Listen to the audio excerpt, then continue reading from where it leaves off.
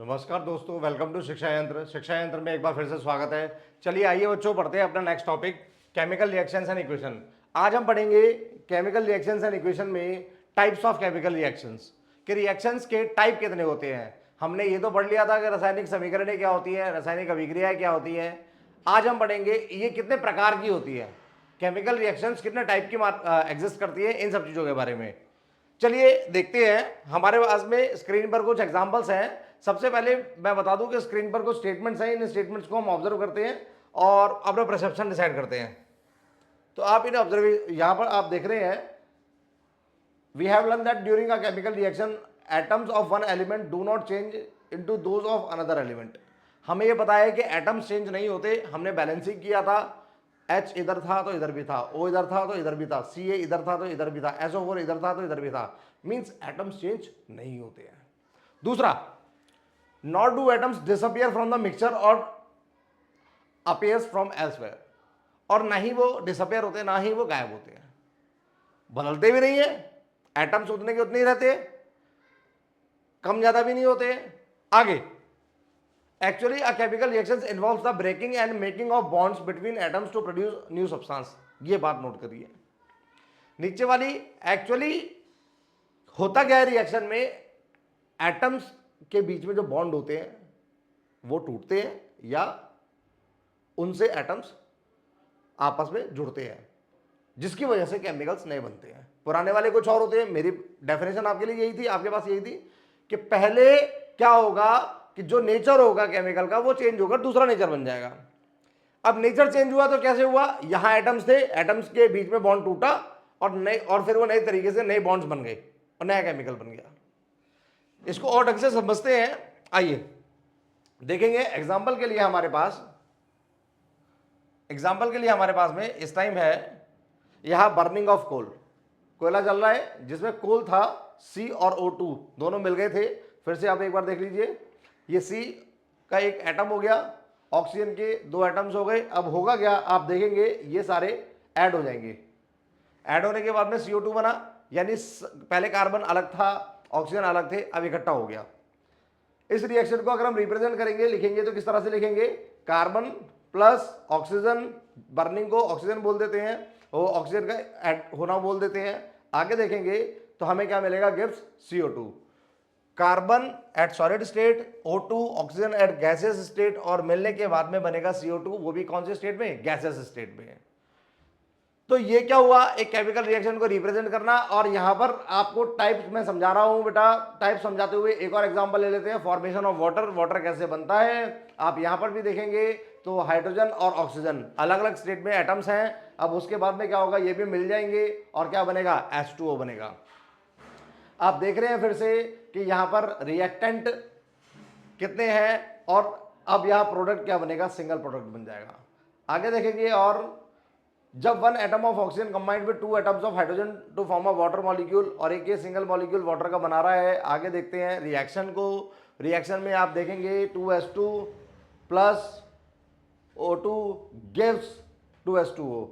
तो इस अभिक्रिया के अंदर में भी क्या हुआ कि यहां पर रिएक्टेंट दो थे और प्रोडक्ट एक बन रहा है, और वो भी कैसे, ऐड होने के बाद में। आगे देखते हैं। इससे इन शॉर्ट हमें क्या समझ में आया, देखेंगे कॉम्बिनेशन रिएक्शन। कॉम्बिनेशन रिएक्शन में क्या होता है, संयोजन अभिक्रिया जिसे कहते हैं। इस संयोजन अभिक्रिया में A प्लस B, यानी दो रिएक्टेंट आपस में मिलते हैं, दो या दो से ज्यादा रिएक्टेंट मिलते हैं और क्या बनाते हैं, एक प्रोडक्ट बनाते हैं। इस तरह की रिएक्शंस को हम क्या बोलते हैं, कॉम्बिनेशन रिएक्शंस बोलते हैं। A chemical reaction in which two or more reactant, यानी ये जो साइड थी रिएक्टेंट साइड, इस रिएक्टेंट साइड में ये जो टू और मोर रिएक्टेंट थे, ये क्या कर रहे हैं, ये रिएक्टेंट्स अभिकारक हो गए, और इन अभिकारकों ने क्या करा, और ये भी कितने हैं, या तो ये दो होंगे या अधिक होंगे, टू और मोर होंगे, टू और मोर। और यहां पे जो प्रोडक्ट बनेगा वो प्रोडक्ट कैसा बनेगा, उत्पाद कैसा होगा, वो सिंगल होगा। जिस रिएक्शन के अंदर में, साफ साफ समझ में आ रहा है, जिस रिएक्शन के अंदर में रिएक्टेंट जो है वो क्या होंगे, टू और मोर होंगे, और कंबाइंड होने के बाद में, combined to form a single product. Product कैसा बनेगा? सिंगल बनेगा। The reaction is called as combination reaction. उसको क्या बोला जाएगा? कॉम्बिनेशन रिएक्शन बोला जाएगा। आगे देखते हैं इसको, हमारे पास में एग्जाम्पल के व्यू से देखते हैं, एग्जाम्पल के पॉइंट ऑफ व्यू से देखते हैं। एक एक्टिविटी यहां हो रही है, देखेंगे कैल्शियम ऑक्साइड है और वाटर है। कैल्शियम ऑक्साइड और वाटर दोनों को मिलाया, और मिलाने के बाद में अब देखेंगे आगे चल के, टेम्परेचर को आप थोड़ा सा इग्नोर करें अभी फिलहाल समझने के लिए। और यह कैल्शियम ऑक्साइड को दोनों को मिलाने के बाद में स्नेक लाइम में, हालांकि हो क्या रहा है कि टेम्परेचर इंक्रीज करेगा, तो टेम्परेचर इंक्रीज करेगा इसका मतलब क्या है कि जब कभी भी हीट निकलती है, आपको मैंने इंडिकेशन बताया था कि जब कभी भी हीट निकलती है या तो इसका मतलब एनर्जी रिलीज हो रही है, और एनर्जी रिलीज किसका इंडिकेशन होता है? केमिकल रिएक्शन हो रही है। इस एक्टिविटी में आगे समझते हैं हम, इसका मतलब यह रिएक्शन हुई है। अब रिएक्शन में क्या बना? Snake line. आप फिर से देखें, था क्या क्या हमारे पास में अलग अलग, कैल्शियम ऑक्साइड और वाटर दोनों मिले। कैल्शियम ऑक्साइड जिसको हमने क्या बोल दिया, ये इसका ये केमिकल नेम है कैल्शियम ऑक्साइड, ठीक है ना। वैसे हम इसको बोलते हैं क्विक लाइम, और इसमें हमने क्या डाला?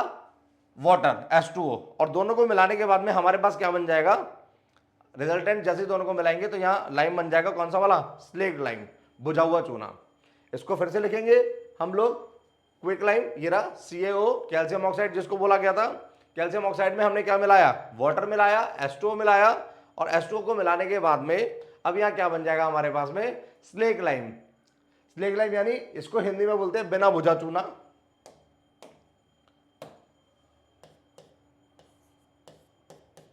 बिना बुझा चूना, वाटर आपको बताने की जरूरत नहीं है, और ये बुझा हुआ चूना। तो आपने रिएक्शंस जो देखी, जहां आपने देखा कि C+O2 दो रिएक्टेंट थे, मिलकर क्या बनाया? CO2। आपने देखा 2H2 प्लस O2, उन्होंने भी क्या बनाया? 2H2O। यहां भी क्या हो रहा है?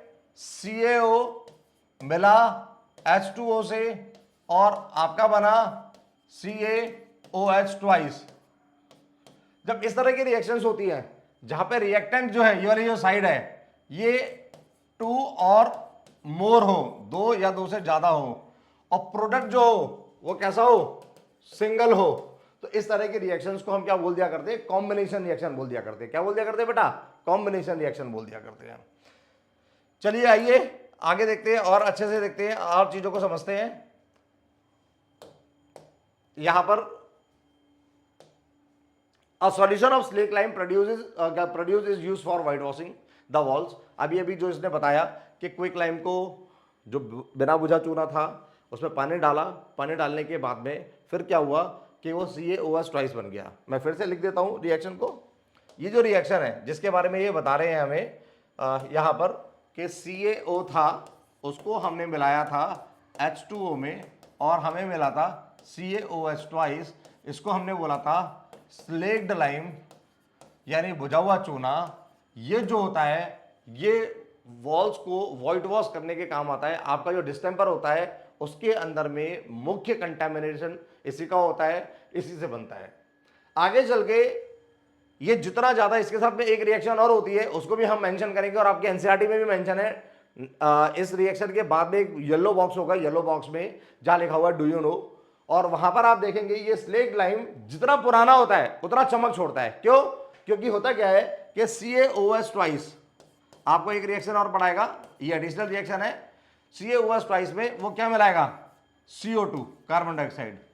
कार्बन डाइऑक्साइड मिलाने के बाद में रिजल्ट मिलेगा आपको CaCO3 का, कैल्शियम कार्बोनेट का। यानी दीवारों पे आप जो लगाते हो वो क्या लगता है? CaOH ट्वाइस लगता है, और कैल्शियम हाइड्रोक्साइड जिसे बोलते हैं वो दीवारों पर लगता है, पर चमक नहीं होती है। जैसे जैसे ये डिस्टेंपर पुराना होता है, तो पुराने होते होते क्या होता है इसके अंदर में कि जो हम लोग वो एक्सेल करते हैं CO2, या इन्वायरमेंट में किसी भी तरीके से जो प्रोड्यूस CO2 है वो इससे डिस्टेंपर से क्या होगी? रिएक्ट करेगी, और रिएक्ट करने के बाद, अभिक्रिया करने के बाद में जो फाइनल प्रोडक्ट बनेगा वो बनेगा CaCO3 यानी कैल्शियम कार्बोनेट का, जिसको हम क्या बोल देते हैं? लाइमस्टोन बोल दिया करते हैं, ठीक है ना।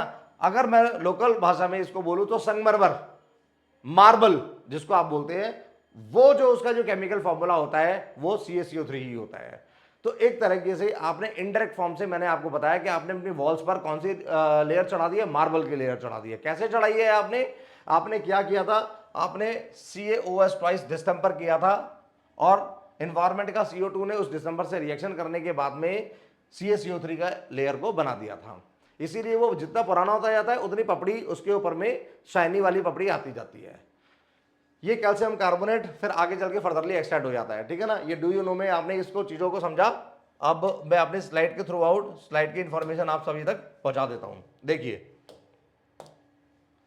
calcium hydroxide reacts slowly with the carbon dioxide in air to form a thin layer of calcium carbonate on the walls। ये भी मैंने आपको पढ़ाया। Calcium carbonate is formed after 2 to 3 days of white washing and gives a shiny finish to the walls। ये भी आपको पढ़ा दिया, ठीक है ना। It is interesting to note that the chemical formula for marble is also CaCO3। ये भी मैं आपको पढ़ा चुका हूं। इस तरह से आपने क्या करा, कॉम्बिनेशन रिएक्शन के अंदर में मैंने आपको 3 एग्जाम्पल दिए और कॉम्बिनेशन रिएक्शन में जहां मैंने आपको 3 एग्जाम्पल दिए थे वो आपको उम्मीद करता हूं अच्छे से समझ में आ गए होंगे। कॉम्बिनेशन रिएक्शन में मैंने पहला एग्जाम्पल आपको दिया था कि जहां पर कार्बन के एटम्स मिले थे, किससे मिले थे, ऑक्सीजन से मिले थे, C+O2 और क्या बनाया, CO2 बनाया। सेकेंड वाला एग्जाम्पल मैंने आपको दिया फॉर्मेशन ऑफ वाटर, जहां पर क्या हुआ था, हाइड्रोजन गैस स्टेट में था, ऑक्सीजन गैसेस स्टेट में था, दोनों ने मिलने के बाद में H2O बनाया था जो लिक्विड स्टेट में आ गया था। यहां पर भी क्या हुआ, रिएक्टेंट 2 थे, प्रोडक्ट क्या बना, सिंगल बना।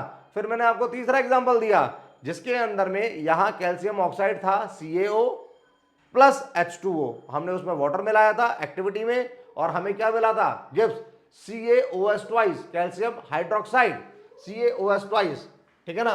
आपको मैं फिर से रिएक्शन लिख देता हूं ये, क्योंकि इसको साथ में पढ़ना और समझना जरूरी है। CaO में कैल्शियम ऑक्साइड में जब हम H2O मिलाते हैं तो हमें क्या मिला, CaOH ट्वाइस, कैल्शियम हाइड्रोक्साइड। तो it is also a type of combination reaction. क्यों, क्योंकि इसके अंदर में भी क्या हो रहा है, अभिकारक 2 हैं और उत्पाद कितना बन रहा है, एक उत्पाद बन रहा है। उम्मीद करता हूं कि आपको टाइप्स ऑफ केमिकल रिएक्शन के अंदर में कॉम्बिनेशन रिएक्शन अच्छे से समझ में आई होगी। आइए इसका नेक्स्ट पार्ट पढ़ते हैं। मैं कोशिश करूंगा कि जितने भी पार्ट्स हैं लिमिटेड टॉपिक्स में, मॉड्यूल्स में मैं उनको कवर कर लूं।